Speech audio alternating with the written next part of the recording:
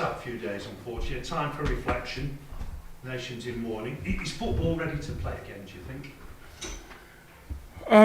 I think it's one of those. Everybody has, feelings and emotions in such a moment, but I think ultimately there's many ways to pay tribute and to show respect, and for us definitely it was the right thing to call off our game on Friday, and I think now on Tuesday it's a very good moment for us to be doing what we do at the same time through our craft, show our respect. Norwich was off on Friday, as you say, giving you a few more days to have a look at your squad, integrate one or two of the newcomers. Have you taken advantage of that? Yeah, definitely. Like I said, there's some players who I hardly saw on the pitch yet. They were there in the squad, and we had little training sessions where they were mostly part of the tactical meetings, but on the pitch, it's been good to see and push some of the guys and get the group to be spending a little bit of time together outside of an official fixture. Scott Twine was a big signing for you in the summer. Is he getting any closer? Yeah, really close. Good. Jay Rodriguez scored in his last 3 games. Big player for you. Are you having to manage his workload carefully?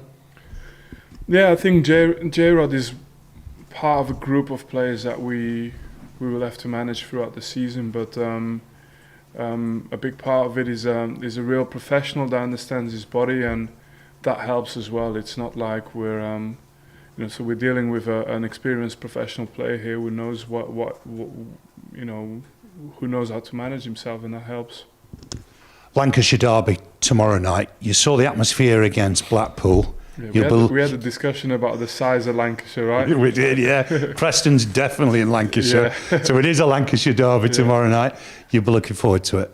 Yeah. And was it 5,500 fans that we can take with us, and it's as much something to look forward to as the fact that it's a derby, and we want to give them something to remember. And look, it won't be an easy game. It's a team that don't concede a lot of goals. It's tight results in every game they've played.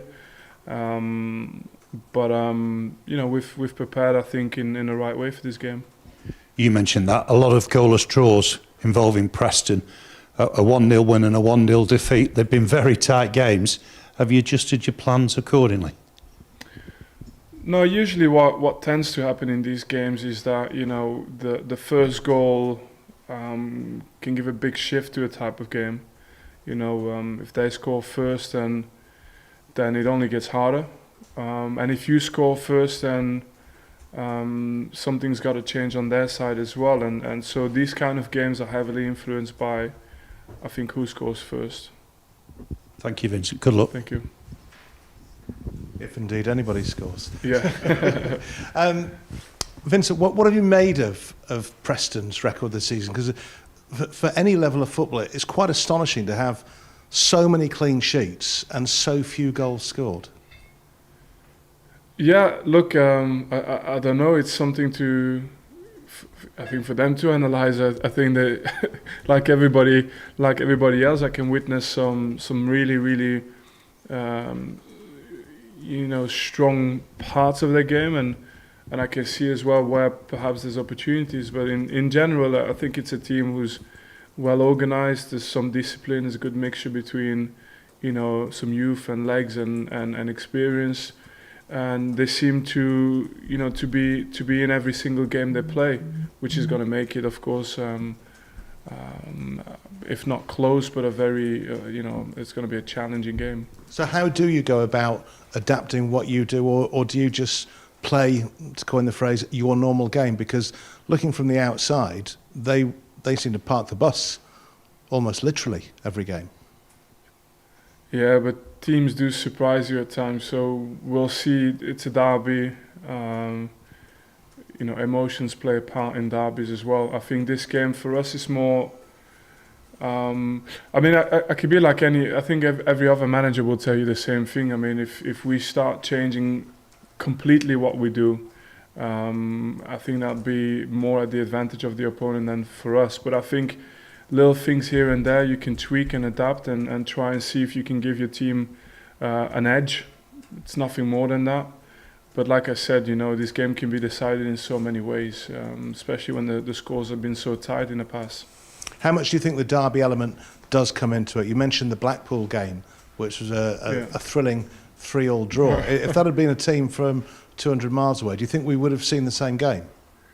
It makes sense if it makes sense to really not consider derbies as any different, but it is different. It is always the case. And I think if you look back, it was a while ago, but I read a study once that said that usually your competitive advantage was at its biggest when you played your home games, because you got familiarity and everything that comes into place. But then for some reason in derbies that competitive advantage disappeared. So it didn't really matter whether you played home or away. The results would have kind of no correlation with where you play. And I can't explain it, but it's the way we build it up. Maybe that's what causes the reason. Do you think form does go out the window in derbies from your experience, not just so far this season, but in your times at Manchester City and I've known it to be that way. That it can be, whether it's derbies or like rivalries, that it can be completely unrelated. But of course, when form is there, it does give you no reason to think otherwise. But I think both teams can be. It looks like with the championship, if you go around 60-70% of the league, I think everybody could be reasonably pleased because everything's still tight. It's extremely tight still in the league. Finally, from me, how are you enjoying life in the championship and the relentless nature of it, which might not be too different, I suppose, really. It's what I wanted. In the Premier League, so. It's what I wanted for my development, and I've embraced the challenge because it comes in so many shapes and forms. Really, this start of the season with the transfer window and then obviously building a team that was able to play a game week in, week out and make a good showing for itself. So that side of it has been good, and it's just I love the intensity, the tempo, the amount of games, the refereeing. It's yeah. And the number of Lancashire derbies. And the derbies, yeah. Brilliant. Thank you very much. Thank you. Hi, Vinny, you okay? Yeah, I'm fine. Hey. Good. You mentioned Scott Twine being really close. Might we see him involved on Tuesday or Saturday? When he's going to be involved, that'll be like a little surprise, but it's close. It's close. Yeah. You touched on Preston and obviously their resilience and their ability to keep clean sheets. I guess one thing in your favour is the number of options you've got in forward areas and the number of potential game changes you're able to call upon from the bench as well now, which could prove crucial in every game, but perhaps more so in a game where teams have to break down. Yeah, it's got to count for something, because you never know how a game goes. You could be ahead, you could, but you could be also trailing and needing something at the end of a game. So you never know how games goes. And I think the hardest thing to find in football is players who can score goals. And I'm not saying that every single player in our team has got a proven track record, which is slightly different. But I do think that every player in the front line has got the potential to score goals, because I can see it in training. So put them in the right situations, and the ball will go in the back of the net, and it's crucial. Yeah. When we spoke last week, I think you said you'd had a little bit of extra time or a couple more days on the training ground. Training ground, yeah. That's obviously given you an opportunity to see the last two signings you've made. Finally. A little bit of close quarters. What do you think they'll be able to offer over the course of the season? What are their sort of strengths and attributes? Sorry, remind me of the last two signings. Jordan Bear and Halil. Right, okay. No, look, Halil is a technically gifted player. He can slow the tempo of the game down to his pace and accelerate it when he feels he's got the opportunity to go and create a goal threat.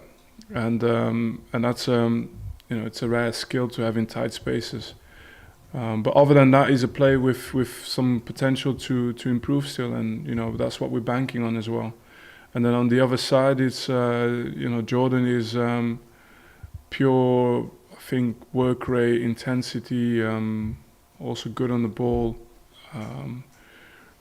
decent amount of speed for a player in the back line, and it just adds that little bit to make sure that we're at least that the squad is proof to any kind of setbacks or anything. Obviously, those two are loan signings as well.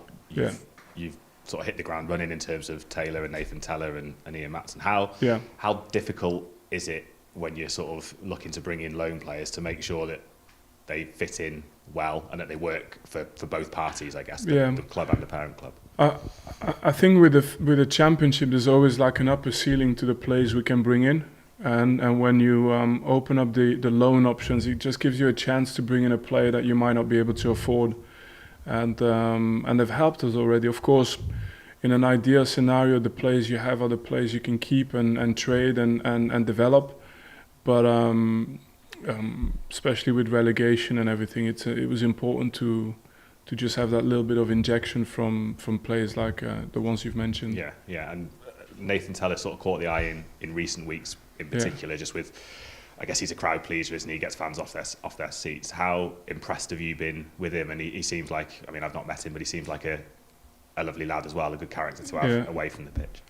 And it's always a good moment for me when you've got this side of a player who's so obvious to everyone, to also show the side that people don't know about. Like he works incredibly hard, whether it's his preparation to a training session, not even just games, and how he dedicates himself to his profession. That's what you then see on the weekend, and as a player, again, it's, I think, the first time that he's getting consistent game time. So usually you see that these players improve a little bit at a faster rate because they've been waiting for that game time for a while, and we're happy to have him now. So keep him fit, and for him, he has to just keep doing what he's doing now. Were you pleasantly surprised to get a player of his calibre in the building, given what he's shown this season so far? I guess you could say the same for Taylor and Ian Matson, to be fair as well. To be honest, is one thing I've been fortunate to be able to have since I've been a coach. I've always been able to work with really talented players, and he's just one of these guys. But I think eventually, clubs, we have been, he's not the only talented player. I think we have been, we've not lacked options in terms of bringing talented players in, which is something as well that I thought, when I came to Burnley, how is the market going to respond? How many players will you be able to bring in that are going to be the players that you want to bring in? And I was pleasantly surprised. We've got Nathan, but we've had so many options to sign good players, and it's going to be important in the next transfer windows as well. And last one from me, looking at the sort of depth that you've created now in this squad, and I know you said some might be a little bit more towards the future, some are for now, some are going to develop as the season goes on. How difficult is it for you to manage a group of 25, 26, 27 senior players when some of them probably aren't going to feature maybe as much as they'd like? I'm thinking like a Luke McNally, a CJ, aren't going to get too many regular minutes unless there's injuries perhaps going forward. How difficult a scenario is that for you, or how clear have you been with the squad? I've never known any different. I've grown up since I was a kid, being close to what was the most demanding side of the game, which is winning trophies or being playing at the top, and you always need big squads. It doesn't happen otherwise, and there's a side of it as well. Players know they have to get on with it. Players know they have to work hard, and it's not because you can't offer everyone playing time that you can't keep players interested. And I've been a player myself. What you want is when you play, you don't need much coaching. Everything's going well. But when you don't play, if you still keep improving, then players can respect that, and players are more patient. So that's what we do. Lovely. Thanks very much. All the best Thank for Tuesday. You.